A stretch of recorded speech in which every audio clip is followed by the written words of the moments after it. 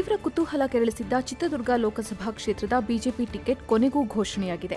ಕೇಂದ್ರ ಸಚಿವ ಎ. ನಾರಾಯಣಸ್ವಾಮಿ ಬದಲಿಗೆ ಮಾಜಿ ಉಪಮುಖ್ಯಮಂತ್ರಿ ಗೋವಿಂದ ಎಂ ಕಾರಜೋಳ ಅವರನ್ನು ಅಭ್ಯರ್ಥಿಯಾಗಿ ಕಣಕ್ಕೆ ಇಳಿಸಲಾಗಿದೆ. 24 ಕ್ಷೇತ್ರಗಳಿಗೆ ಅಭ್ಯರ್ಥಿ ಘೋಷಣೆ ಮಾಡಿದ್ದ ಬಿಜೆಪಿ ಚಿತ್ರದುರ್ಗ ಮೀಸಲು ಕ್ಷೇತ್ರವನ್ನು ಮಾತ್ರ ಬಾಕಿ ಉಳಿಸಿಕೊಂಡಿತ್ತು. ನಾಮಪತ್ರ ಸಲ್ಲಿಕೆಯ ಮುನ್ನಾ ದಿನ ಹುರಿಯಾಳು ಅಖೈರುಗೊಳಿಸಿದೆ. ಭೋವಿ ಸಮುದಾಯದ ಬಿಗಿಪಟ್ಟಿಗೆ ಮಣಿಯದ ಬಿಜೆಪಿ ಹೈಕಮಾಂಡ್ ಎಡಗೈ ಸಮುದಾಯಕ್ಕೆ ಅವಕಾಶ ಕೊಟ್ಟಿದೆ. ಪರಿಶಿಷ್ಟ ಜಾತಿಗೆ ಮೀಸಲಾಗಿರುವ ಚಿತ್ರದುರ್ಗ ಕ್ಷೇತ್ರವನ್ನು ಸಾಮಾಜಿಕ ನ್ಯಾಯ ಮತ್ತು ಸಬಲೀಕರಣ ಇಲಾಖೆ ರಾಜ್ಯ ಸಚಿವ ಎ. ನಾರಾಯಣಸ್ವಾಮಿ ಪ್ರತಿನಿಧಿಸುತ್ತಾ ಇದ್ರು. ನಾರಾಯಣಸ್ವಾಮಿ ಮತ್ತೊಮ್ಮೆ ಸ್ಪರ್ಧಿಸುವುದಕ್ಕೆ ಆಸಕ್ತಿ ತೋರದಿರೋದ್ರಿಂದ ಅನೇಕರು ಟಿಕೆಟ್ ಕೋರಿ ಬಿಜೆಪಿ ಬಾಗಿಲು ಬಡಿದಿದ್ರು. ಮಾಜಿ ಸಂಸದ ಜನಾರ್ದನ ಸ್ವಾಮಿ ಹಾಗೂ ಶಾಸಕ ಎಂ. ಚಂದ್ರಪ್ಪ ಅವರ ಪುತ್ರ ಎಂಸಿ ರಘುಚಂದನ್ ಕೂಡ ಟಿಕೆಟ್ ತರುವ ಹುಮ್ಮಸ್ಸಿನಲ್ಲಿದ್ರು. ಬೆಳಗಾವಿ ನನ್ನ ಕರ್ಮಭೂಮಿ. ಇಲ್ಲಿ ಸಾಕಷ್ಟು ಕೆಲಸ ಮಾಡಿದ್ದೇನೆ. ಇನ್ಮುಂದೆ ಇಲ್ಲಿಯೇ ಇರ್ತೇನೆ. ನಾನು ಹೊರಗಿನವ ಅಂತ ಕಾಂಗ್ರೆಸ್ಸಿಗರು ಅಪಪ್ರಚಾರ ಮಾಡ್ತಿದ್ದಾರೆ. ಅದಕ್ಕೆ ತಲೆ ಕೆಡಿಸಿಕೊಳ್ಬೇಡಿ ಅಂತ ಬೆಳಗಾವಿ ಲೋಕಸಭಾ ಕ್ಷೇತ್ರದ ಬಿಜೆಪಿ ಅಭ್ಯರ್ಥಿ ಜಗದೀಶ್ ಶೆಟ್ಟರ್ ಹೇಳಿದರು. ಅಭ್ಯರ್ಥಿಯಾಗಿ ಘೋಷಣೆಯಾದ ನಂತರ ಬೆಳಗಾವಿ ನಗರಕ್ಕೆ ಬುಧವಾರ ಮೊದಲ ಬಾರಿಗೆ ಬಂದ ಅವರು, ನಾನು ಮುಖ್ಯಮಂತ್ರಿ ಇದ್ದಾಗ ಇಲ್ಲಿನ ಸುವರ್ಣ ವಿಧಾನಸೌಧ ಉದ್ಘಾಟಿಸಿದ್ದೇನೆ. 2 ಬಾರಿ ಜಿಲ್ಲಾ ಉಸ್ತುವಾರಿ ಸಚಿವನಾಗಿ ಅಭಿವೃದ್ಧಿ ಮಾಡಿದ್ದೇನೆ.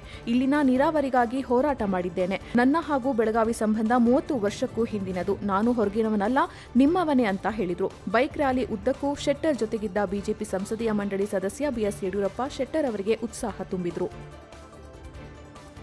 ಮಹಿಳಾ ಮತ್ತು ಮಕ್ಕಳ ಅಭಿವೃದ್ಧಿ ಸಚಿವೆ ಲಕ್ಷ್ಮೀ ಹೆಬ್ಬಾಳ್ಕರ್ ಬೆಳಗಾವಿ ನಗರದಲ್ಲಿ ಬುಧವಾರ ಆಟೋದಲ್ಲಿ ಪ್ರಯಾಣಿಸಿ ಕಾಂಗ್ರೆಸ್ ಅಭ್ಯರ್ಥಿ ಮೃಣಾಲ್ ಹೆಬ್ಬಾಳ್ಕರ್ ಪರ ಚುನಾವಣಾ ಪ್ರಚಾರ ನಡೆಸಿದ್ರು. ಹಲವು ಆಟೋ ನಿಲ್ದಾಣಗಳಿಗೆ ಭೇಟಿ ನೀಡಿದ ಲಕ್ಷ್ಮೀ ಚಾಲಕರೊಂದಿಗೆ ಚಹಾ ಕುಡಿದು ಮಾತನಾಡಿದ್ರು. ಚುನಾವಣೆಯಲ್ಲಿ ತಮ್ಮ ಪುತ್ರನಿಗೆ ಬೆಂಬಲ ನೀಡಬೇಕು ಅಂತ ಕೋರಿದ್ರು. ಬಡ ಕುಟುಂಬಗಳಿಗೆ ಕಾಂಗ್ರೆಸ್ ಸರ್ಕಾರ ಪಂಚ ಗ್ಯಾರಂಟಿ ಯೋಜನೆಗಳನ್ನು ಜಾರಿಗೆ ತಂದಿದೆ. ನಿಮ್ಮ ಬಾಳು ಬೆಳಗಲು ಕಾಂಗ್ರೆಸ್ ಬೆಂಬಲಿಸಿ ಅಂತ ಹೇಳಿದ್ರು. ನಾನು ಮಂಡ್ಯದಲ್ಲಿ ಗೆಲ್ಲಲ್ಲ ಅಂತ ಭವಿಷ್ಯ ನುಡಿಯಲಿಕ್ಕೆ ಸಿದ್ದರಾಮಯ್ಯ ಜ್ಯೋತಿಷಿಯೇ, ಅದನ್ನು ಅಲ್ಲಿನ ಮತದಾರರು ತೀರ್ಮಾನ ಮಾಡಲಿದ್ದಾರೆ ಅಂತ ಜೆಡಿಎಸ್ ಶಾಸಕಾಂಗ ಪಕ್ಷದ ನಾಯಕ ಎಚ್.ಡಿ. ಕುಮಾರಸ್ವಾಮಿ ಹೇಳಿದರು. ಮೈಸೂರಿನಲ್ಲಿ ಬುಧವಾರ ಪತ್ರಕರ್ತರ ಜೊತೆ ಮಾತನಾಡಿದ ಅವರು, ನಾನು ಮಂಡ್ಯದ ಹೊರಗಿನವನೋ ಒಳಗಿನವನೋ ಅಂತ ಅವರು ಏನ್ ಬೇಕಾದ್ರೂ ಹೇಳಲಿ, ಆದರೆ ನಾನು ಕನ್ನಡಿಗ. ನನಗೆ ರಾಜಕೀಯ ಜನ್ಮ ಕೊಟ್ಟಿದ್ದು ರಾಮನಗರ. ಶಕ್ತಿ ತುಂಬಿರೋದು ಮಂಡ್ಯ ಹಾಗೂ ಮೈಸೂರು. ಕಳೆದ ಚುನಾವಣೆಯಲ್ಲಿ ಮಂಡ್ಯದಲ್ಲಿ ನನ್ನ ಮಗ ಸ್ಪರ್ಧಿಸಿದ್ದಾಗ ಕಾಂಗ್ರೆಸ್ಸಿನವರು ನಮ್ಮ ಜೊತೆ ಇದ್ರು. ಹೀಗಾಗಿ ಅವನ ಸೋಲಿನಲ್ಲಿ ಸಿದ್ದರಾಮಯ್ಯ ವೈಫಲ್ಯವೂ ಇದೆ ಅಂತ ಹೇಳಿದರು.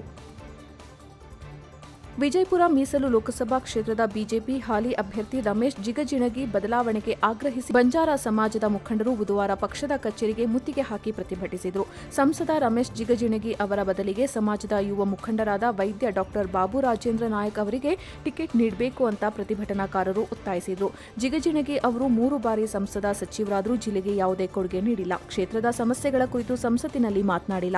ವಯಸ್ಸಾಗಿರುವ ಜೊತೆಗೆ ಅವರಿಗೆ ಆರೋಗ್ಯವೂ ಸರಿಯಿಲ್ಲ. ಪಕ್ಷದ ಕಾರ್ಯಕರ್ತರ ಜೊತೆ ಸಂಸದ ಸರಿಯಾದ ಸಂಪರ್ಕವಿಲ್ಲ. ಕೇವಲ ಚುನಾವಣೆ ವೇಳೆ ಮಾತ್ರ ಪಕ್ಷದ ಬಗ್ಗೆ ಮಾತನಾಡ್ತಾರೆ.